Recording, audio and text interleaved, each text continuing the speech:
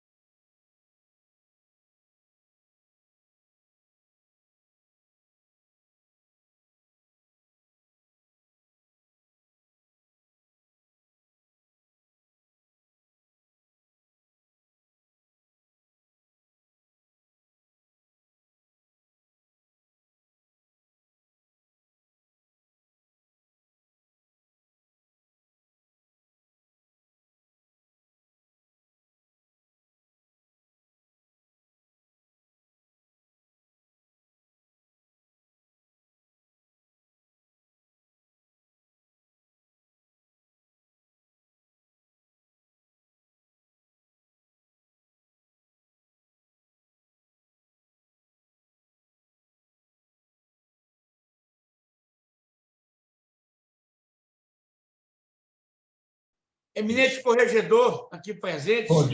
Bom dia, amigos. Estão me escutando? Estamos escutando? Tem todas as preferências. Obrigado, presidente. Meus presidentes, né? Vai, Joaquim. Doutor Samuel, tudo Você bem? está chegando lá, está chegando lá, está chegando lá. Presidente Deus Baiman, é o quiser. quarto e o quinto, né, presidente? Quito, É. é a preferência dele, né? Vamos lá. Exatamente. Que nessa não participa o desembargador Samuel. Pagador foi, Vossa Excelência pode até apregoar se quiser. Deixa eu ver qual é aqui. Quarto Bom e dia, quinto. bom dia a todos e a todas, meus queridos desembargadores, presidentes, Baiman, Joaquim, desembargador Samuel, Bom dia, querido. doutora Domingas, tudo bem, Domingas? Bom dia. A Domingas está ali na sessão. Secretários, senhores advogados, bom dia a todos. Bom, essa é a apelação criminal número 563, 69, 2019, coroa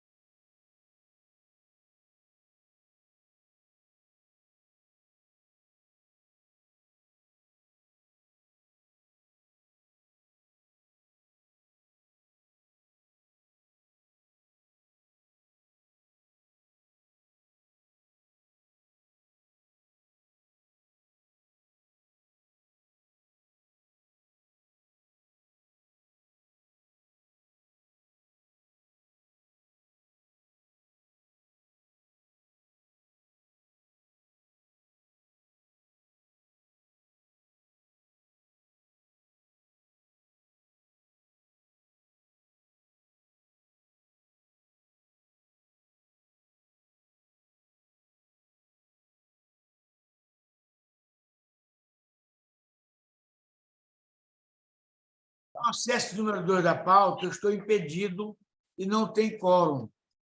Não, Então, não, vai ser adiado. Qual é? É o 2 da pauta. não, presidente. É o quarto que é o desembargador Frois, é o Eu quarto. tenho outro. Eu tenho Tem outro. dois. Porque esse aqui eu estou impedido. Para tirar logo, não tem julgamento. Para tirar logo, certo? Para tirar logo, adiar. É. O quarto vai ter sustentação oral, Adriano? Exatamente. Vossa Excelência, com o quarto Não, foi senhor. quarto. Não, excelência. Também não? Não, Nenhum senhor. dos dois?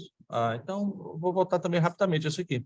Adiar. É a apelação criminal 191-37/2015, Pindaré Mirim, apelante Marinalva Madeiro Nepomucena Sobrinho, advogado Américo Lobato Neto, apelado ao Ministério Público, promotor Cláudio Borges dos Santos, desembargador Frois Sobrinho é o relator, revisor desembargador Baima.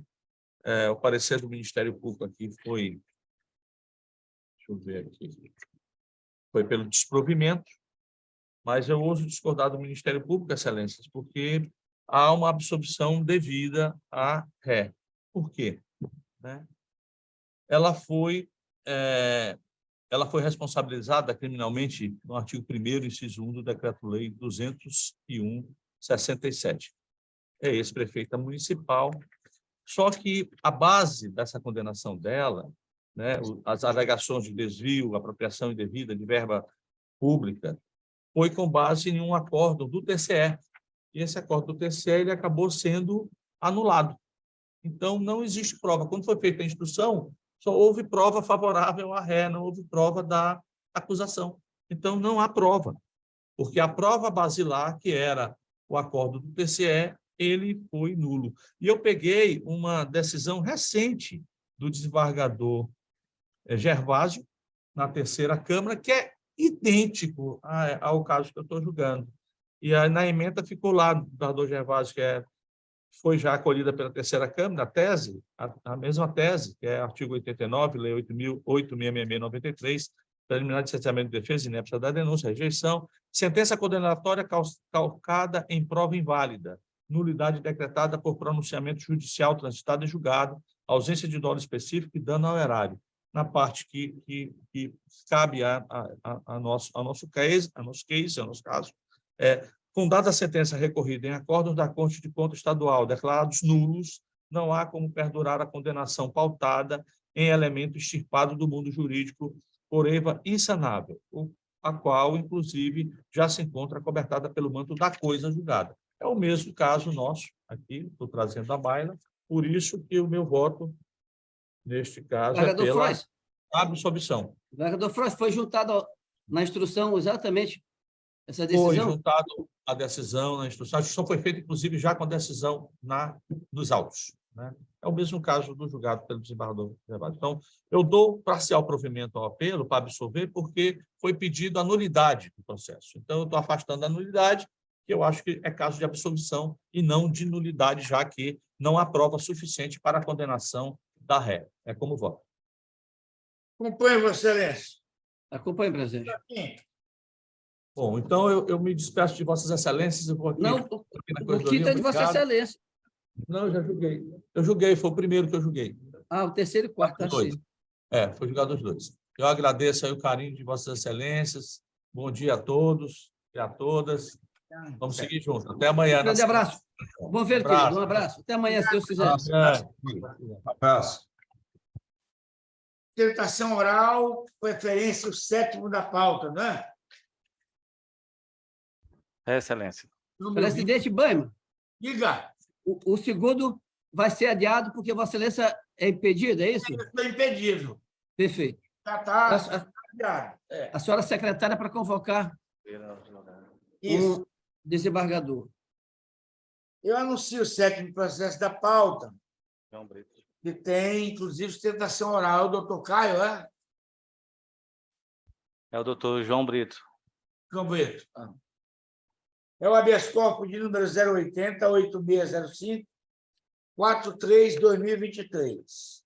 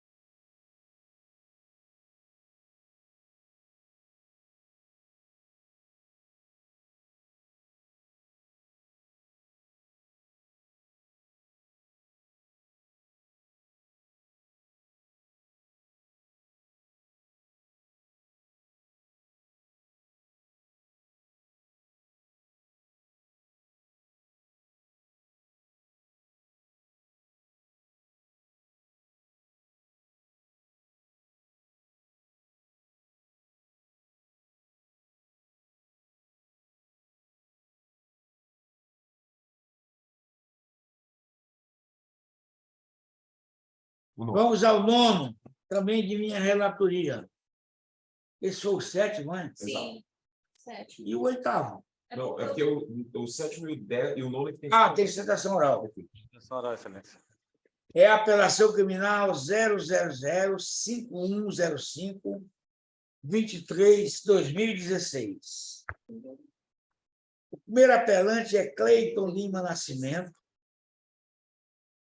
Seu defensor público, Rodrigo Casimiro Reis, está presente? Não, Excelência, é o Caio que está presente. Segundo apelante, Leonardo Costa dos Santos. O advogado é o doutor Caio aí presente. Doutor Caio, nome completo, número da OAB. Excelência, Caio César Fernandes Souza, OAB Goiás, 43249.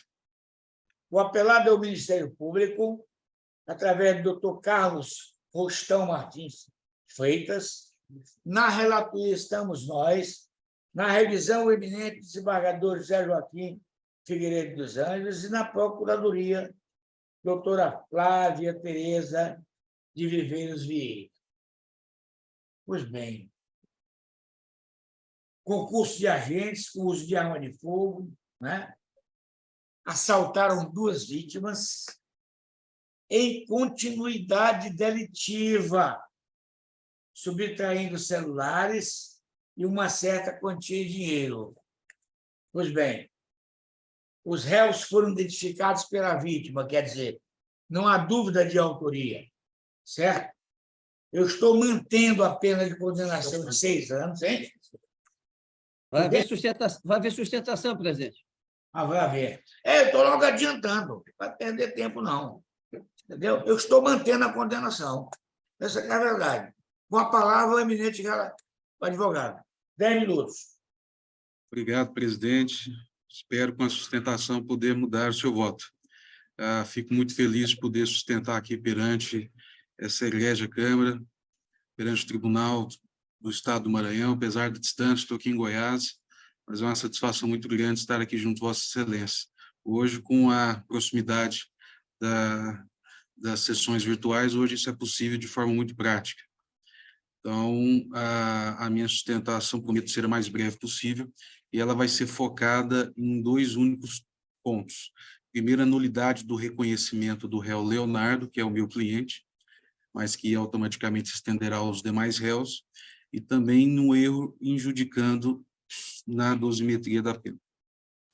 Excelências, o processo criminal tem 3 réus, Carlos, Cleiton e Leonardo. Foram 2 vítimas, Eglisson e Antônio. Em fase inquisitorial, a vítima, Eglisson, reconheceu o réu Cleiton como sendo um indivíduo alto e gordo que apontou uma arma de fogo. O réu Antônio reconheceu, na fase de inquérito, os 3 réus. Com isso, já pulando diretamente a fase, diretamente para a sentença, a magistrada singular reconheceu que, apesar da insurgência da Defensoria Pública de que o reconhecimento havia sido nulo, reconheceu que a validade do reconhecimento fotográfico não estava condicionada à observância das formalidades do artigo 226 do Código de Processo Penal, porque seria uma simples recomendação que deveria ser atendida apenas quando possível, e por isso condenou os acusados. Pois bem, excelências, a situação em relação ao Leonardo, primeiro ponto, a vítima Eglisson, não houve reconhecimento face ao Leonardo. A prova primordial, a prova basilar do processo que embasou a condenação é o reconhecimento da vítima Antônio. O Antônio, em audiência, ele disse categoricamente, através da pergunta da Defensoria Pública que acompanhou a instrução, o delegado lhe mostrou outras fotos ou somente as dos 3 réus? A vítima respondeu, somente dos 3. Ou seja, o delegado sequer juntou outras fotos com as fotos dos réus. Mostrou 3 fotos, falou, o senhor reconhece esses 3 como sendo os autores do roubo? Ele falou, é os 3. Então, não houve observância dos requisitos necessários ao reconhecimento dos réus. Excelência, Cumpre observar que o artigo 155 do Código de Processo Penal é claro ao dispor que o juiz formará sua convicção pela livre apreciação da prova produzida em contraditório judicial, não podendo fundamentar sua decisão exclusivamente nos elementos informativos do inquérito. Em fase de audiência de instrução e julgamento, não houve o reconhecimento dos réus. Eles não compareceram em audiência, foram considerados réis, então não houve reconhecimento judicial, apenas na fase de inquérito. Na fase de inquérito, o reconhecimento foi nitidamente nulo, pois não foi observado os requisitos do artigo 226. Os requisitos do artigo 226 são diversos, mas aqui eu destaco o inciso 2º do artigo 226, que fala: pessoa cujo reconhecimento se pretender será colocada, se possível, ao lado de outras pessoas que com ela tiverem semelhança, convidando quem tiver de fazer o reconhecimento a apontá-lo. Guilherme de Souza Nutt é claro ao dizer que a expressão "se possível" ela se refere ao requisito de colocar pessoas que portem similitude com quem deve ser reconhecido, e não com a exigência de disposição de várias pessoas um do lado de outros. Ou seja, a expressão "se possível" é de colocar pessoas parecidas, não de que sejam colocadas várias fotos. Então, tem que ser colocadas várias fotos para que haja o reconhecimento do réu. Se possível, é que sejam parecidas ou não, mas que tem que ter uma pluralidade de fotos para que haja uma identificação, e isso é necessário. Inclusive, o STJ mudou recentemente, em 2020, o posicionamento sobre isso. Até 2020, o posicionamento do STJ era conforme entendia juízo de piso. 2020 para cá, o entendimento foi mudado. Hoje, o STJ entende que a prova, o reconhecimento fotográfico, mesmo se ele for revestido de todas as formalidades legais, ele não tem força probante absoluta. E quando ele não é produzido em acordo com os dispositivos legais, ele deve ser considerado inválido, porque ele não pode ser considerado válido para lastrear um juízo condenatório, certo? Inclusive, essa corrente, encabeçada pelo ministro Rogério, conferiu uma nova interpretação do artigo 226, a fim de superar o entendimento anterior de que o referido artigo constituía mera recomendação. Ou seja, não é mera recomendação, é disposição. Tem que ter uma pluralidade de fotos para que haja o reconhecimento dos réus. E a única vítima que reconheceu o Leonardo foi categórico ao afirmar que não houve disposição. Foram colocadas 3 fotos, falou: são esses 3 réus? Então não tinha não tinha diversidade, não havia como ter dúvida. Então houve um claro induzimento ao reconhecimento das fotografias por parte da autoridade policial. E não houve a renovação dessa prova sob o crivo do contraditório da ampla defesa em fase judicial. Então, a prova ela é nula na fase inquisitorial e não foi renovada na fase judicial. E como essa foi a única prova, não foi alicerçada por nenhuma outra prova na fase judicial, a absolvição dos réus é a medida que se impõe. Não há outra prova. A prova cabal, o que foi utilizado pela magistrada sentenciante, foi o reconhecimento fotográfico. Uma vez que isso é nulo, não há outras provas a corroborar. Houve o depoimento dos policiais militares e das vítimas. Então, somente a partir do momento que o reconhecimento é nulo e não houve reconhecimento em juízo, não tem prova cabal para um juiz condenatório. Há de se ressaltar, excelências, que não foi encontrado na posse dos réus a arma de fogo, supostamente utilizada nos assaltos, não foi encontrada os objetos furtados. Então, não há nenhum outro meio probatório a não ser o reconhecimento fotográfico, o qual, ressalto, é nulo, pois não observados os requisitos do artigo 226. Então, a jurisprudência no STJ ela já vem sendo pacificada no sentido de que o reconhecimento, quando não observado os requisitos, é nulo, e mesmo quando observado, ele deve ser revestido de outros meios probatórios. Inclusive, o STF também já vem no mesmo sentido, inclusive com o reconhecimento do ministro Alexandre de Moraes, no mesmo sentido, com reconhecimento, quando ele não observa os requisitos do artigo 226, ele é nulo, entre outras situações. Então, excelências, concluindo aqui, está acabando meu tempo, o meu primeiro pedido é o conhecimento e provimento do recurso para reconhecer, né, reconhecendo a nulidade do reconhecimento pessoal do Leonardo, e reconhecendo que essa era a principal prova utilizada para abarcar o juízo da condenação, prover o recurso para que haja absolvição do recorrente. O segundo ponto, Excelência, é que a denúncia ela traz a capitulação do artigo 157 por 2 vezes face ao réu Cleiton e face ao Leonardo por uma única vez. Face ao Leonardo, ele é acusado por cometer o furto apenas contra a vítima Antônio. Quando da sentença, houve uma confusão. A juíza considera como se todos os réus respondessem por os 2 furtos.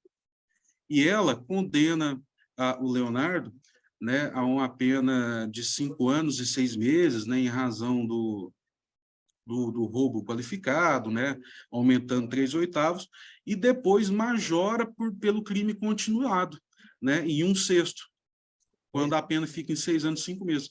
Mas a denúncia não traz o crime continuado para o Leonardo. Ele foi denunciado apenas pelo roubo face ao Antônio, não contra o Eglísio. Então, houve, ao meu entender, esse erro injudicando, pois não houve uma denúncia face ao Leonardo em relação aos 2 roubos, somente em relação a um.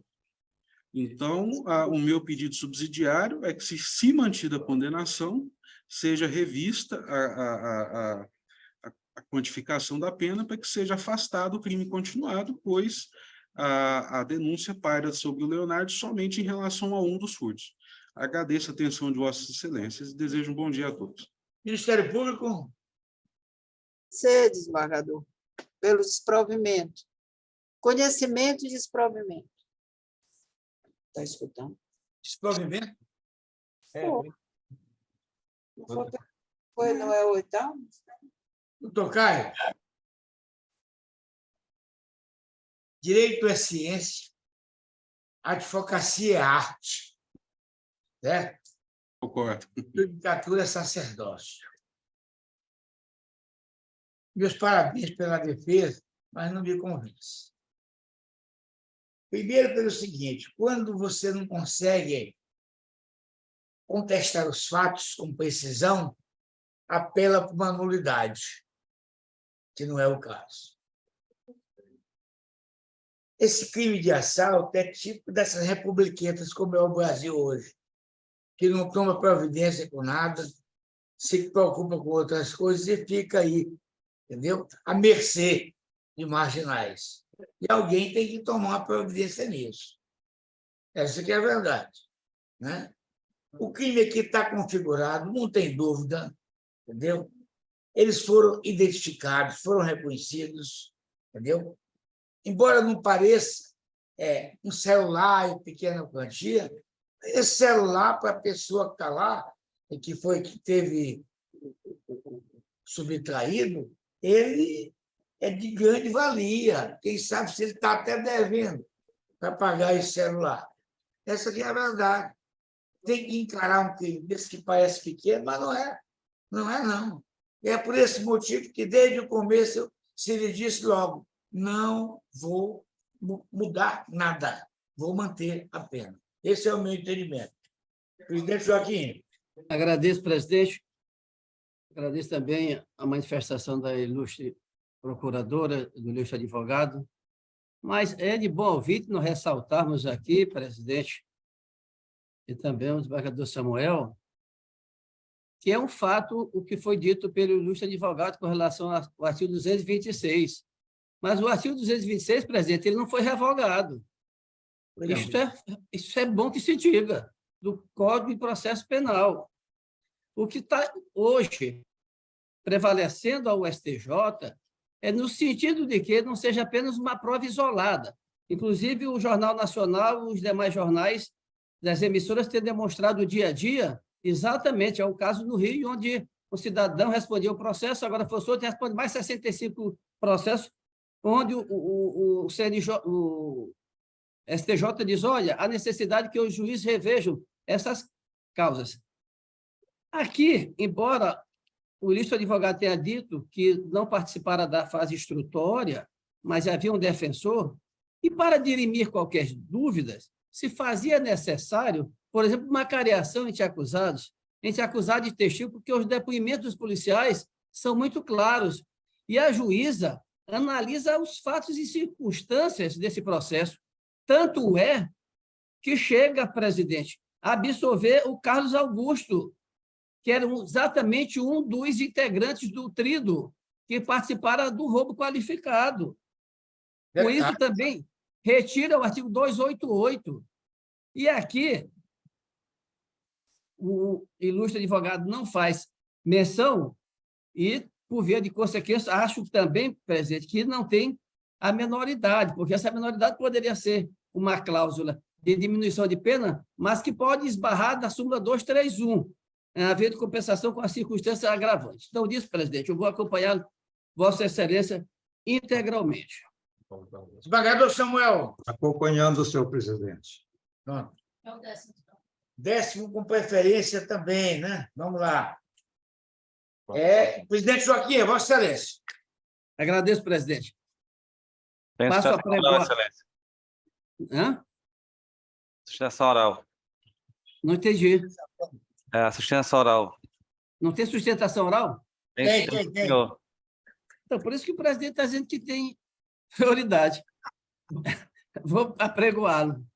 10º, apelação criminal 0011-5536, apelante Valdir Fernandes Dias, advogado doutor Airon Calil Santiago Silva e outro, apelado Ministério Público, promotor doutor Francisco Antônio Oliveira Milhomer, relator, desembargador Joaquim Figueiredo, revisor, desembargador Samuel Batista, procuradora, eminente doutora Domingas Frois, o parecer pelo conhecimento e desprovimento.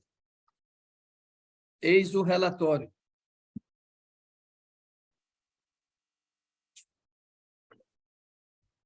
Bom, Apelação criminal interposta pela defesa do senhor Valdir Fernandes Dias contra a sentença prolatada pelo juízo da primeira vara da vara única da comarca de Dom Pedro, que nos autos da ação ministerial condenou o ora acusado e apelante pelos delitos previstos no artigo 1º do artigo 1º do Decreto-Lei 201/67 e 89 da Lei 8666 de 93, condenando a uma pena de 5 anos e 9 meses de reclusão e 3 anos e 6 meses de detenção, pagamento de 150 dias multas, cumprindo inicialmente em regime semiaberto. Segundo a denúncia, o acriminado na condição de prefeito municipal de Gonçalves Dias teria se apropriado de forma livre e consciente, em proveito do próprio adiante, da quantia de R$ 272.849,68, dos recursos por pertencentes ao referido município, com a apresentação de notas frias. A verba teria sido recebida do Fundo Municipal de Desenvolvimento, da Educação Básica. A acusação também aduz que o apelante deixou de realizar procedimento citatório.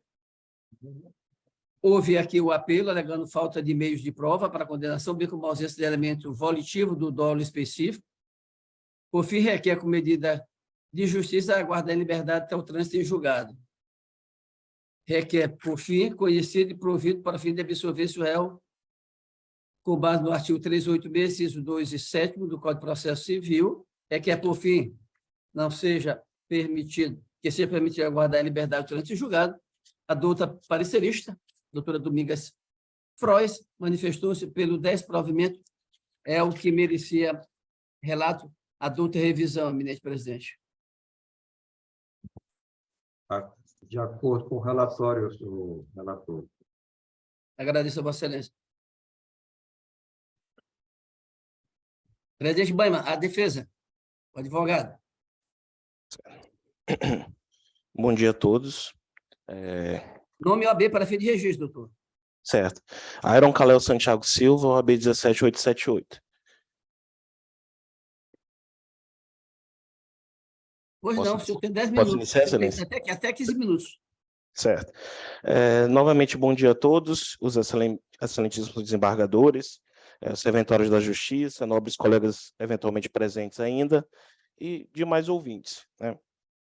Bom, como bem relatou o relator do caso, o caso ele se tratou de processo onde a denúncia ofertada pelo Ministério Público contra o acusado, ele imputou as práticas do crime de responsabilidade, ali previsto no artigo 1º, inciso 1, 11, 14, sendo bem como o artigo 89, né, da Lei de Licitações. A condenação foi no sentido de que então o acusado ele deveria ser condenado, né, a juíza de base entendeu, com base no artigo 1º, inciso 1, bem como no artigo 89 da Lei de Licitações, né? Sendo imposta a pena de 5 anos e 9 meses ao primeiro e 3 anos e 6 meses ao segundo, além da multa, conforme bem relatado pelo senhor desembargador. Certo. De início, prometo ser breve, e vamos aos pontos. Gostaria de destacar que a nossa defesa ela se centra tanto na questão da tipicidade, amplamente considerada, né? Ali, tanto a questão da ausência do elemento volitivo próprio do tipo penal em questão, quanto pela ausência de tipicidade formal mesmo, ao crime, pelo menos no que diz respeito ao crime de responsabilidade, onde houve a condenação. E também quanto à questão da revogação do crime previsto no artigo 89 da Lei de Licitações. Foi revogada ali em meados, salvo engano, de abril de 2021, pela Lei 14.133. Certo. Então, quanto à tipicidade, inicialmente convém elucidar, convém lembrar, melhor dizendo, que o processo, a condenação, ela se baseou majoritariamente, para não dizer exclusivamente, no acórdão do TCE, que analisou as contas do então prefeito do exercício 2007, certo? E convém lembrar que o acórdão do TCE, ele, apesar desse termo, esse termo que dá uma conotação mais suja à questão, enfim, uma conotação mais baixa, a questão das notas frias, conforme a acusação do Ministério Público expôs, a análise do Tribunal de Contas foi no sentido de que haveria ali uma irregularidade da documentação, e destacou a presença de indícios de prováveis irregularidades, destacou que a inexigência da licitação, a inexigibilidade da licitação foi feita de maneira incorreta, mas de forma alguma elucidou a existência ou comprovou a existência de desvio de recursos públicos, né? Inclusive, o Ministério Público, se valendo apenas desse acórdão, ele deixou de demonstrar que os serviços, as obras e afins que deveriam ter sido executados com aqueles recursos do Fundeb deixaram de ser prestados. Não houve a comprovação de que o acusado ele se locupletou, que ele efetivamente desviou, que a municipalidade efetivamente deixou de ter aqueles recursos. Enfim, o Ministério Público apenas partiu daquele acórdão que constatou irregularidades para dizer houve desvio, houve apropriação. E é bom que se diga que a doutora juíza de base ela partiu dessa acusação e acabou, de certa forma, presumindo uma culpa, talvez ali importando conceitos, ideias do âmbito civil, né, que muito se traz essa questão do imposto societário, que hoje já sabemos antes, mas sempre o STJ está confirmando que esse princípio ele não pode ser usado como fundamento suficiente para condenações. E então, partindo disso, a doutora juíza de base determinou a condenação com base, inclusive, em algumas frases que nos denotam muito bem ali esse posicionamento data vênia equivocado, como ela menciona em vários trechos da decisão, que o então prefeito agindo como agiu, pelo cargo que ocupava, entre aspas, ele seria culpado, sem a efetiva demonstração de que houve desvio, houve enriquecimento, houve ali o locupletamento ou favorecimento em favor de terceiros, né? Partindo ali de uma certa presunção de culpa, algo que não pode ser aplicado no âmbito criminal, como pacificamente sufragado pela jurisprudência nacional no geral. Em outro ponto, a questão da ausência da demonstração do dolo específico. Bom, o STJ, por meio menciono no nosso recurso de apelação, por meio do RESP 162/1645 de Minas Gerais, de relatoria do doutor desembargador Sebastião Reis, ministro relator, melhor dizendo, determinou, na verdade, suplantou, fundamentou esse posicionamento que já vem sendo repetido há anos, né? A questão da exigência do tipo específico lá do crime de responsabilidade, do dolo específico, do especial fim de agir, de lesar o patrimônio público, de enriquecer ilicitamente, de se locupletar com aquele ato.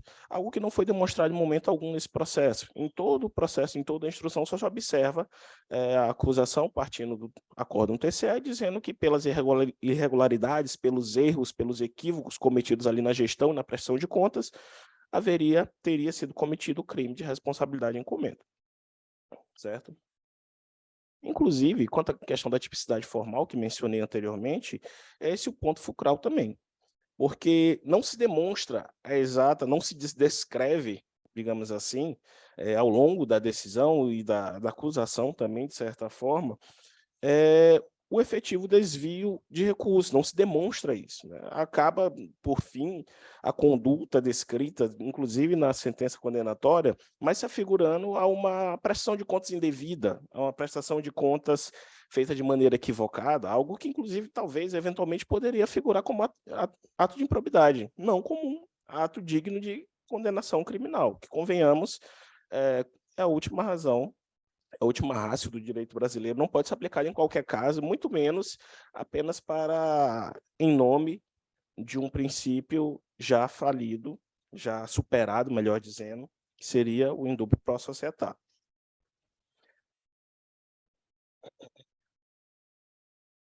Bom, além do mais, temos que é bom que se relembre que a questão, se os acórdãos do TCE não fornecem, não são suficientes para desaprovar as contas do gestor, isso trazendo aqui para o âmbito civil, né, que a autoridade competente, digamos assim, o órgão realmente competente, seria o órgão legislativo daquela localidade, apesar de que, claro, o TCE, enquanto órgão egrégio, técnico, responsável pela análise das contas, ele tem toda a sua autoridade, a supremacia das suas decisões, mas no final das contas, em termos de aprovação de contas, caberia ao Poder Legislativo. Com mais razão ainda, no âmbito criminal, não se pode vislumbrar a possibilidade, a validade de uma condenação criminal baseada unicamente na decisão técnica do Tribunal de Contas, certo? Como eu disse, não se demonstrou dolo específico, não se demonstrou enriquecimento, pontos esses que não são analisados pelo TCE e que também não foram perfeitamente demonstrados ali pela decisão de base. Como dito ainda, a respeito do segundo crime, né, o artigo 89 da Lei de Licitações, que trata ali sobre a dispensa indevida de procedimento licitatório, como dito, ele foi revogado e, portanto, deve ser considerada absolvição nesse ponto. Por fim, houve ausência de provas, né? Não houve prova suficiente quanto ao crime de responsabilidade, lá do artigo 1º, inciso 1, como dito. Não houve demonstração do dolo, não houve demonstração do enriquecimento, apesar de que é bom que se tenha em mente que seria facilmente averiguável a real ocorrência daquele crime, se assim a acusação quisesse e se assim ela tivesse elementos para tanto, né, digamos. Hoje o Ministério Público, suas investigações em casos gerais a respeito dos chamados crimes de colarinho branco, desvios de recursos públicos, ele tem diversos recursos, ele aplica diversas técnicas que o permitem demonstrar que efetivamente o agente, o particular que geria recursos públicos, etc., efetivamente se enriqueceu, se locupletou, que do início do exercício do cargo ao final houve um acréscimo patrimonial indevido, injustificável, e assim, por meio de outras técnicas, ele consegue demonstrar que houve efetivamente o enriquecimento. Sem falar que os detentores de cargos eletivos, eles declaram seu patrimônio no início, declaram ao final, enfim, os outros desembargadores têm ciência de todos esses elementos, essas técnicas que o Ministério Público pode e vem aplicando hoje em dia.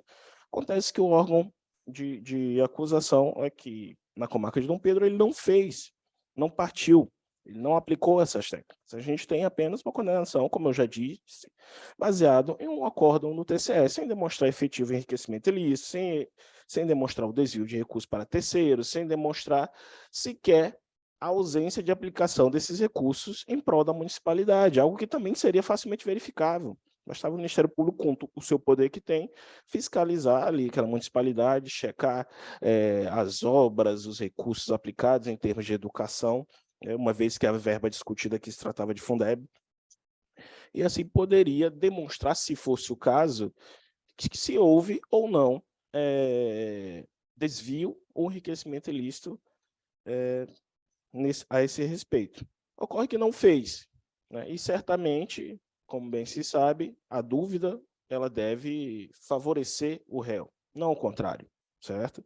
Uma vez não comprovada a materialidade do crime, não há por que se manter a condenação do então recorrente.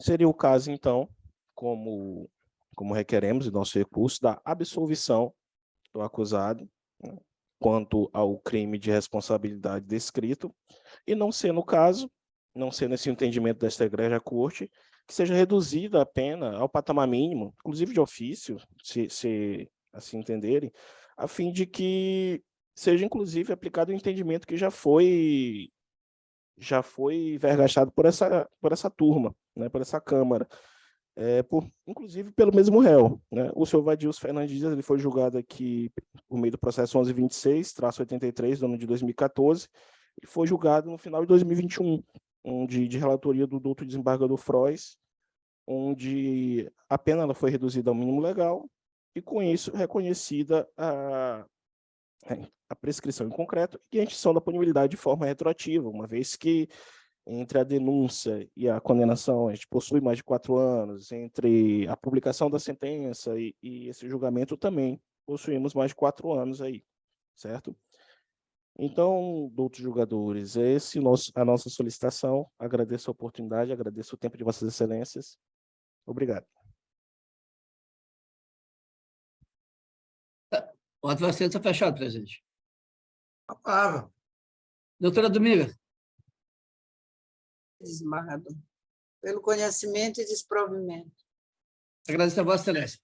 Eminência Pares, eminente procuradora e ilustre advogado, eu aqui, presidente, já verifico de que realmente não é caso de absolvição. Nós aqui temos erário encaminhado via FUNEB àquele município, em 2007. Durante a fase instrutória, não sei se o ilustre advogado que fizera esta sustentação acompanhara também, porque as testemunhas de defesa, inclusive, dizem que não sabe se houve a prestação de conta, se houve licitação. O próprio apelante não soube como justificar esse procedimento. Então, portanto, aqui se constata que realmente ocorrera este fato. O que nós temos que verificar, e aqui assiste razão à defesa, com relação à dosimetria da pena, eminente desembargador Samuel, é que a juíza se utiliza dos mesmos argumentos que integram o tipo penal, eminente desembargador Baiman, para aumentar a penação. Então, portanto, aqui, eu estou em ambos os crimes aqui, redimensionando para a pena mínima e substituindo-a por restritiva de direito, que deverão ser acompanhadas pelo juízo de base, uma vez que realmente não havia elementos para que fosse a pena aumentada de forma substancial, principalmente no crime do artigo 1º do decreto 201, onde aumentou de 3 anos para 5 anos, ou seja, a pena mínima são 2 anos, de 2 a 12 anos. E com relação a 89, é verdade também que o STJ tem aqui dado uma outra vertente com relação ao artigo 89, mas desde que não haja o quê? O dolo específico, o prejuízo ao erário. E, nesse caso aqui, diferentemente daquele, eminência Pares, eminente procuradora, que trouxeram o eminente desembargador Frois, onde foi anulado o julgamento do TSE. Portanto, aquilo que serviu de base, presidente, para a condenação não mais existia, porque havia nulidade. Então, é nesse sentido que estou votando. Aqui, dando provimento parcial, substituído pela restritiva de direito. Desembargador Samuel, revisor? Acompanhando. Eu também acompanho. Pronto. Nos resta apenas agora 3 processos sem sustentação oral. Então, vamos lá. O primeiro deles é o 5. É o habeas corpus 080-34-28-98-2023. Luciana Raquel Teixeira Diniz é a paciente, o impetente é a Defensoria Pública, né? Relatoria nossa, e na Procuradoria, doutora Selene Lacerda. Se trata aqui, senhor presidente Joaquim, desembargador Samuel, crime de furto qualificado com repouso noturno, né? Réu contumaz, né? Essa que é a verdade. A alegação é de que ele precisa de um tratamento, né? Dependente químico, tudo isso. Eu estou, inclusive, estou denegando o habeas corpus, mas estou recomendando ao juízo, né, que proceda justamente essa determinação de viabilizar o tratamento para a dependência química de que ele alega possuir. Esse é o meu entendimento, salvo o melhor juízo. Presidente, já estou acompanhando Vossa Excelência. Uma medida bastante salutar a partir de Vossa Excelência, para que o juiz de base verifique exatamente isso, que ele está acompanhando mais de perto o processo. Obrigado, desembargador Joaquim. Acompanhando o senhor presidente. O processo número 6 da pauta é o habeas corpus 080, 7924, 73/2023. Agenor Pereira da Costa Neto é o paciente, né? O impetrado é a Central de Inquéritos de Custódia de São Luís, relatoria nossa, e na Procuradoria o doutor Teodoro Pérez Neto, né? Foi imputado aqui, no caso, ao paciente a prática de crimes de ameaça, perseguição e supostas agressões em face de sua companheira. É crime, portanto, de violência doméstica, né? A alegação de ausência de fundamentação da preventiva no pedido de imposição de medidas cautelares. O juiz soltou o paciente em liberdade em razão do excesso de prazo para a propositura da inicial. Ele está solto daí porque a prejudicialidade se impõe, né?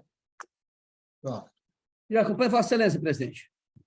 Desembargador Samuel. Acompanhando também, presidente. Isso. E agora vem o quê? O oitavo. É de Vossa Excelência. Não, oitavo. Não, Eu também? Oitavo. é de Vossa Excelência, presidente. Oitavo da pauta. Vamos lá. Onde é que está ele aqui? Sexto. Está aqui, oitavo. Apelação criminal 000-1111-80-2015. Vixe, Maria. 2015, está para dormir. Apelante, mas não foi na minha mão, não, que esse processo parou aqui, não. Isso é aquela maldita redistribuição, desembargador Joaquim. Que até hoje a gente amarga. Não tenha dúvida.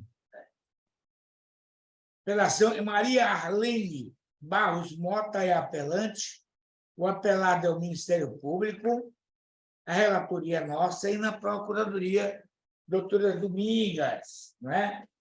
Começando logo, ele responde a outros processos, com condenação já, né? A substituição que ele pretende é incabível, certo? Não é recomendada, não há prescrição, tudo isso aqui é alegado, né?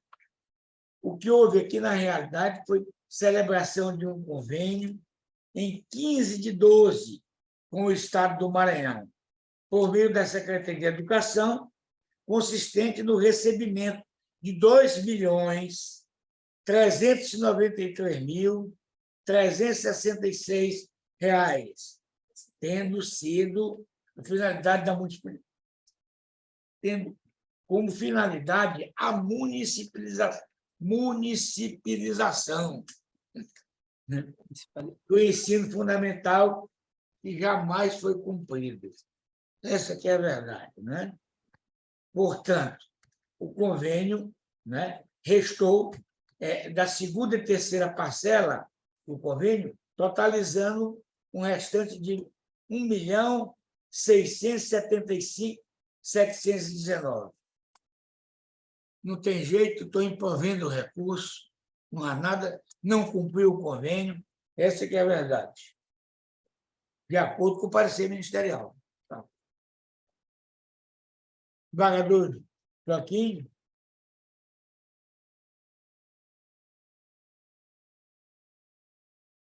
Desembargador Joaquim. Desculpa, presidente, tinha fechado aqui, acompanhando Vossa Excelência. Com a palavra, eu estou improvendo o recurso. Já acompanho Vossa Excelência. Desembargador Samuel. Desprovimento. Acompanhando, presidente. Presidente Joaquim, 11º com Vossa Excelência. Eu agradeço, presidente. Passa a pregoá-lo. Apelação criminal 000406. Apelante Norberto Carneiro Lima, advogado doutor Renato Dias Gomes, apelado Ministério Público, promotora doutora Maria José Lopes Corrêa, relator desembargador Joaquim Figueiredo, revisor desembargador Samuel Batista, procurador eminente doutora Selene, que é pelo conhecimento desse provimento. Aqui, eminentes pares, eu já não há sustentação, eu já informo aos eminentes pares, eminente procuradora, que eu estou de acordo com o parecer o senhor Norberto Carneiro Lima, interpõe a presente apelação em face de condenação pelo artigo 217-A da Lei Substantiva Penal da comarca de João Lisboa. Após a instrução adver a condenação, o parecer ministerial foi pelo conhecimento e no mérito pelo desprovimento. E aqui, diante das provas colhidas, a oitiva da testemunha da vítima, inclusive ele alega que haveria uma inversão tumultuária do processo, porque a vítima foi ouvida depois das testemunhas. Aqui não há infringência do 409. Por que não há? O juiz pode ouvir testemunhas e a vítima, no caso aqui ela não tinha sido arrolada, como testemunha do juízo, o artigo 209, parágrafo 1º da nossa lei adjetiva penal. Então, portanto, aqui, e não causa prejuízo nenhum. Aqui não tem que se aplicar o 563 ou os 564. É aquele que nós sempre discutimos aqui. Quando não há prejuízo, não há por que trazê-lo em benefício do apelante. Então, diante desses fatos, de acordo com o parecer, eu estou conhecendo e desprovendo o recurso, mantendo integralmente a sentença, presidente. É como voto. Eu estou acompanhando o senhor presidente. Idem. Não nos resta mais nada a não ser pedir a Deus proteção, né? E agradecer a Ele por mais essa vitória nossa aqui, né? E pedindo mais saúde e mais anos de vida. Pronto. Muito obrigado. Se Deus quiser, presidente. Eu no comando de Graças tudo. a Deus, mais uma etapa Muito bom. vencida. O julgamento, muito rápido, sério.